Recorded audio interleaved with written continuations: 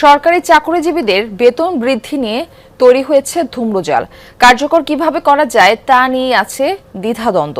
অর্থায়নের অনিশ্চয়তার পাশাপাশি আছে মূল্যস্ফীতি নিয়ে দুশ্চিন্তা। তবে বাজেটে অর্থমন্ত্রী স্পষ্ট করেছেন, জুলাই থেকে কার্যকর হবে নতুন বেতন কাঠামো। তাই এখন চলছে শেষ সময়ের প্রস্তুতি। আরও ২-১ দফা সচিব কমিটির বৈঠকের পর মন্ত্রিসভায় যাবে প্রস্তাব। অনুমোদন মিললেই প্রকাশ করা হবে গেজেট। সবকিছু ঠিক থাকলে চলতি বছর দেয়া হবে মূল বেতন, আগামী বছর মিলবে ভাতা। দীর্ঘ প্রতীক্ষিত নবম পে স্কেল নিয়ে অবশেষে মিলল এক সুনির্দিষ্ট এবং বড় আপডেট। আপনি কি জানেন আপনার মূল বেতন কত শতাংশ বাড়ছে এবং কবে থেকে এই টাকা আপনার অ্যাকাউন্টে ঢুকবে? হ্যাঁ, সব প্রস্তুতি চূড়ান্ত। শুধু একটি সবুজ সংকেত পেলেই বদলে যাচ্ছে সরকারি কর্মকর্তা কর্মচারীদের বেতনের চেহারা। কি আছে এই নতুন কাঠামোয়, আর কেনই বা অর্থমন্ত্রীর টেবিলের দিকে তাকিয়ে আছেন সবাই?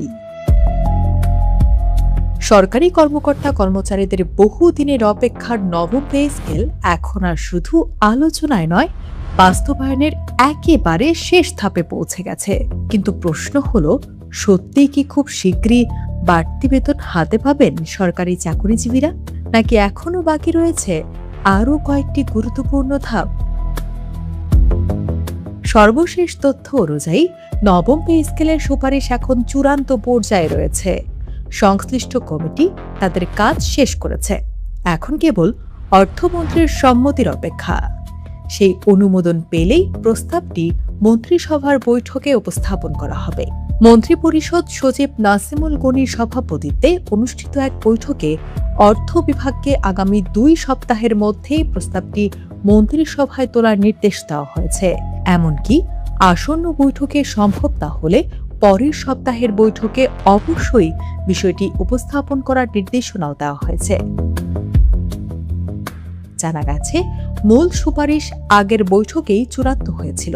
সর্বশেষ বৈঠকটি ডাকা হয় বিচার বিভাগ সংক্রান্ত কিছু কারিগরি বিষয়ের সমাধানের জন্য।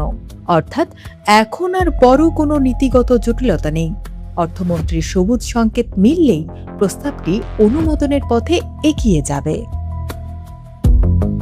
এখন আসি সবচেয়ে গুরুত্বপূর্ণ প্রশ্নে, কার বেতন কত বাড়তে পারে? প্রস্তাব অনুযায়ী ১ থেকে ১০ গ্রেডের সরকারি কর্মকর্তা কর্মচারীদের মূল বেতন প্রায় ১০০% বা তার কাছাকাছি বাড়ানোর সুপারিশ করা হয়েছে। অন্যদিকে ১১ থেকে ২০ গ্রেডের কর্মচারীদের মূল বেতন গড়ে প্রায় ১৩০% পর্যন্ত বাড়ানোর প্রস্তাব রয়েছে। অর্থাৎ নিম্ন গ্রেডের কর্মচারীদের বেতন বৃদ্ধির হার তুলনামূলকভাবে আরও বেশি হতে পারে। তবে এখানেই একটি গুরুত্বপূর্ণ বিষয় রয়েছে। নতুন পে স্কেল ১ ধাপে নয়, ২ ধাপে বাস্তবায়নের পরিকল্পনা করা হয়েছে। চলতি অর্থ বছরে শুধু মূল বেতন কার্যকর করার প্রস্তাব রয়েছে, আর বিভিন্ন ধরনের ভাতা আগামী অর্থ বছর থেকে কার্যকর হতে পারে। অর্থাৎ অষ্টম পে স্কেলের মতো এবারও ধাপে ধাপে বাস্তবায়নের পথেই হাঁটছে সরকার।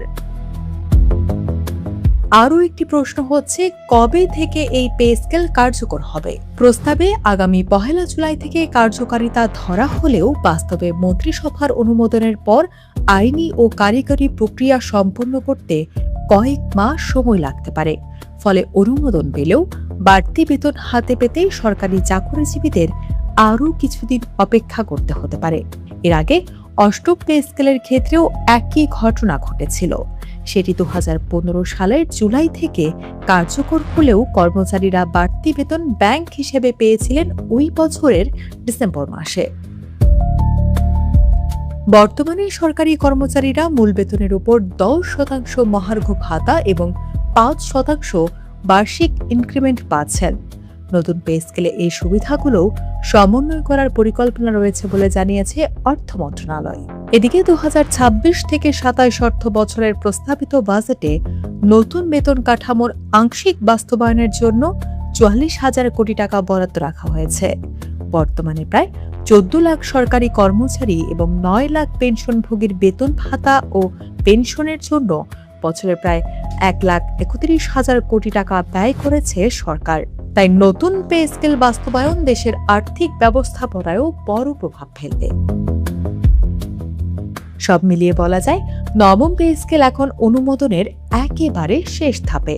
তবে অনুমোদন পেলেই সঙ্গে সঙ্গে বাড়তি বেতন হাতে চলে আসবে এমনটি ভাবার সুযোগ নেই, কারণ প্রশাসনিক ও কারিগরি প্রক্রিয়া শেষ হওয়ার পরই বাস্তবে নতুন বেতন কার্যকর হবে। তাই এখন সরকারি চাকরিজীবীদের নজর থাকবে অর্থমন্ত্রীর সম্মতি এবং মন্ত্রিসভার চূড়ান্ত সিদ্ধান্তের দিকে।